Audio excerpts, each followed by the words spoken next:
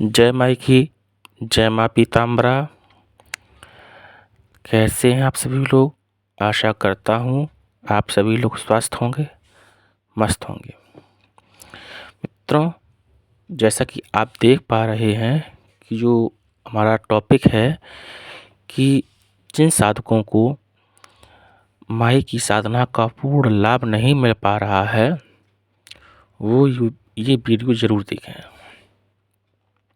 तो जो हमारा विषय है वो यही रहने वाला है कि अगर आप माई की साधना 1 वर्ष से 2 वर्ष से 3 वर्ष से या कंटिन्यू किए जा रहे हैं, आपको पूर्ण रूप से लाभ नहीं मिल पा रहा है, तो वो कमी कहाँ रह गई है?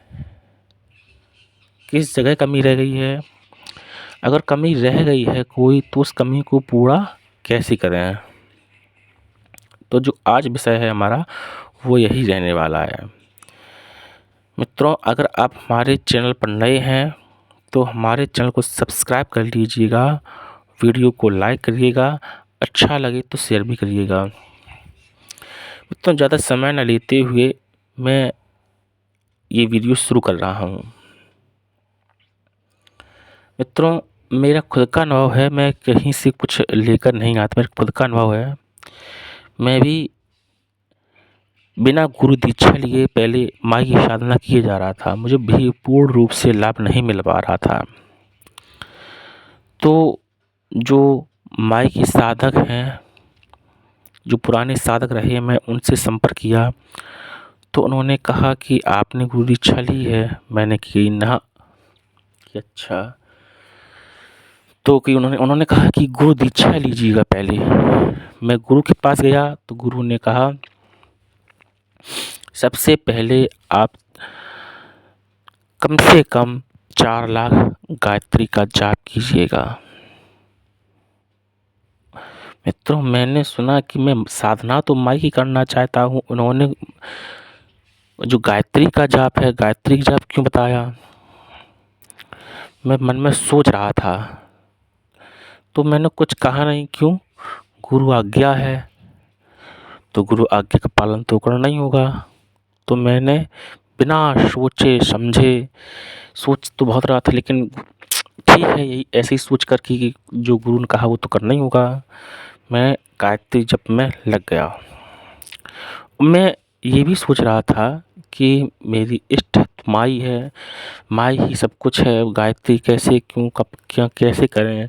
लेकिन गुरु आज्ञा तो गुरु आज्ञा, मैंने गायत्री का जप करता रहा।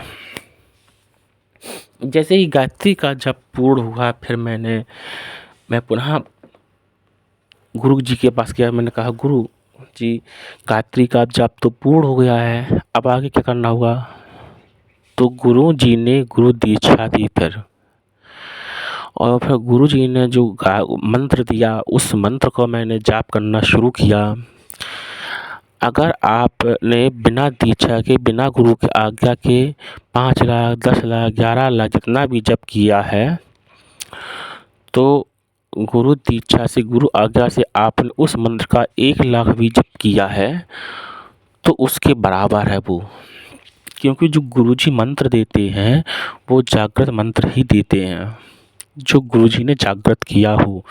और गुरुजी ने जो जागृत मंत्र किया है वो आपको दीक्षा के रूप में देते हैं, तो वो पहले से ही कारगर होता है। मैंने वो ज़्यादा नहीं 1 लाख ही जप कर पाया था। मैंने उसे, जो उसका लाभ है, जो लाभ लेना चाहा, उसका मुझे पूर्ण रूप से लाभ मिला। तो आप सोचेंगे उससे आपको क्या लाभ मिला होगा, क्या किया आपने? मैं आपको बता देना चाहता हूँ, आप जिस तरह से लाभ लेना चाहें उस तरह से आप लाभ ले सकते हैं, आप बस सदुपयोग कीजिएगा। जैसे कि किसी को नज़र दोष लगी है तो आप उस मंत्र से, जो नज़र दोष लगी है तो उस नज़र का भी झाड़ा दे सकते हैं। किसी की दुकान बंदी है तो उस मंत्र से आप दुकान खोल भी सकते हैं।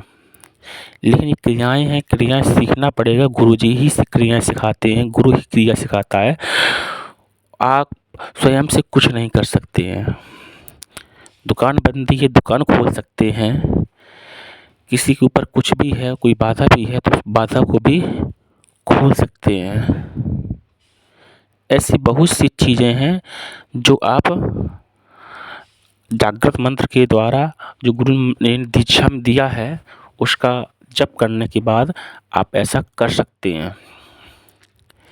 ये बहुत छोटी छोटी बातें हैं, बड़ी भी बातें हैं। तंत्र विद्या में बहुत सी छह चीज़ें हैं, छह वो जो छह हैं इसे खटकर्म कहते हैं। वो उन खटकर्म का आप प्रयोग कर सकते हैं। कोई भी जो गुरुजी मंत्र देते हैं उस मंत्र को थोड़ा सा भी जाप करते हैं, कर लेते हैं तो उस खटकर्म का प्रयोग कर सकते हैं। तो मैं यही कहना चाहूँगा कि बिना गायत्री का जप किए आप पहले से ही अगर माई की साधना में लीन है या माई की साधना कर रहे हैं तो मित्रों होता क्या, वो ब्रह्मास्त्र विद्या है। आप उसको कैसे संभाल पाएंगे, उसको आप संभाल ही नहीं पाएंगे। तो मेरे कहने का जो तात्पर्य था, मेरे कहने का जो तरीका है, मैं आपसे पहले यही कहूँगा कि गुरुमुख होकर गुरु से आज्ञा लेकर पहले आप गायत्री की उपासना करें, गायत्री की साधना करें। अगर आप गायत्री की साधना कर रहे हैं, गायत्री की साधना आप कर चुके हैं या संध्या कर रहे हैं, गायत्री की साधना के बाद आपको डेली गायत्री जो वैदिक संध्या है वो आपको करना ही होगा।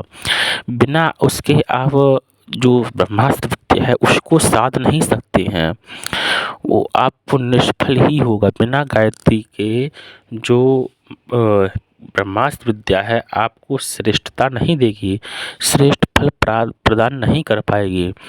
तो कम से कम कलयुग में 4 लाख गायत्री का जप करना ही है आपको, है ना। आप एक नियम बना लें, आपको 51 डेली माला 51 लेकर चले हैं तो आप डेली 51 माला लेकर चलें। आपको एक समय नहीं कर पा रहे हैं तो आप दोनों समय में 51 माला कर सकते हैं। अगर आपके पास समय नहीं है, 51 माला बहुत है आपके लिए, तो समयानुसार 21, 31, 51 जो हुई आपके समयानुसार है उतनी माला कम से कम आप डेली कीजिएगा। आप 1 साल में नहीं 2 साल में कर पाएंगे, 2 साल में नहीं 3 साल में कर पाएंगे। धैर्यता रखें मित्रों, जो सिद्धियां हैं, शक्तियां हैं, उन्हीं के दरवाजे खटखटाती हैं जिनके पास धैर्य है, सब्र है, जिनके अंदर विनम्रता का भाव है। सिद्धियां जानती हैं हमें किसके पास जाना है, किसके पास नहीं जाना है। अगर आपके पास धैर्य नहीं है, आपने ब्रह्मास्त्र विद्या ले ली, पता नहीं कहाँ किसके ऊपर प्रयोग कर दें आप, तो आपको धैर्य रखना है, सब्र रखना है। आपको क्या करना है, क्या नहीं करना है, आपको उसी के अनुरूप चलना होगा। किसके अनुरूप चलना, बस धैर्य रखें, विनम्रता का भाव रखें, बदले की भावना ना हो। तो मित्रों आप सबसे पहले गायत्री की उपासना कीजिएगा, आप देखेंगे आपके अंदर कितना बदलाव आया है। ठीक मित्रों, आज का जो टॉपिक था मेरा ये इतना ही था कि पहले गायत्री का जाप कीजिए, गायत्री की उपासना कीजिए, इसके बाद ब्रह्मास्त्र विद्या का प्रयोग कीजिएगा।